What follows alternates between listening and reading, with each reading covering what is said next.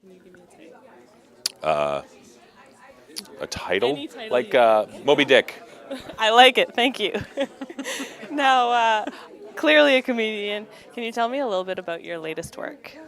My latest work, I'm out on the road with my performing partner, Colin Mochrie from Whose Line Is It Anyway, and we're just making people laugh without having to read from a script. It's always improvised, so we're slackers. So I can't even say the word, let alone. it takes 2 or 3 years to say the word, and then you actually get to become an Which improviser. is why they call it improv. Yes. So, improving, not an easy thing to do. How do you learn the craft?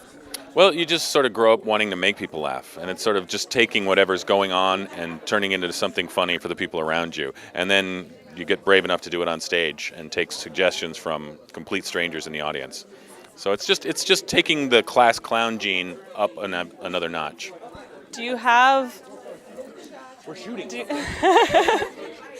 you have one instance that's stuck in your mind where an audience member has yelled out a random thing that just the most random thing you've ever heard? It's sort of hard to remember. Every moment is so completely random, and we don't know what to expect, that we're always in crisis mode. So each moment is chaos, whether it was a great suggestion or a terrible suggestion. The things I usually remember is when, like, a drunk person wanders up on stage in the middle of the show, as opposed to one particular suggestion. I sort of remember those moments better than anything someone might have yelled out. Now with improv, when you're trying to master the craft, there's a lot of games you go through. Do you have a favorite? I like a lot of the musical games. I like to make up lyrics because it's the hardest. To me, I like to really push myself and challenge myself with what's the most difficult. It's sort of, you become a perfectionist and you really want to run as fast as you can mentally. It's kind of like an athlete. You really want to test yourself. So.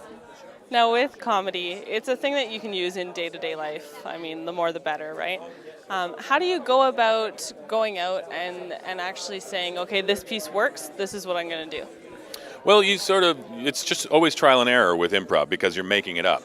It's not like you do it and then you go, okay, that's hilarious, I'm going to redo that again. You try never to redo the same thing twice. So you just hone your instincts. It's kind of like a martial art. You kind of are always ready for whatever might be thrown at you. Unlike a stand-up who tells a joke and then crafts it and rewrites it and times it till it gets perfect in front of an audience over and over. We're constantly just working on our instincts to try and make it funny every time in a different way.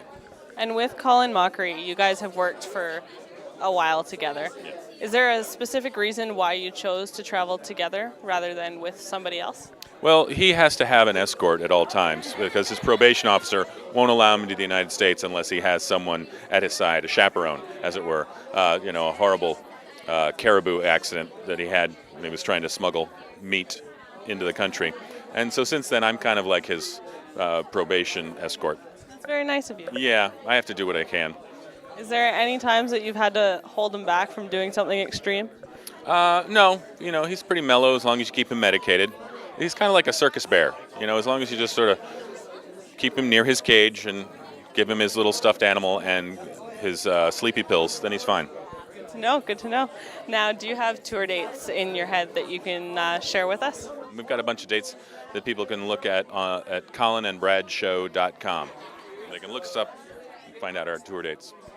Yeah. Thank you so much for your time. Pleasure speaking with you. You too.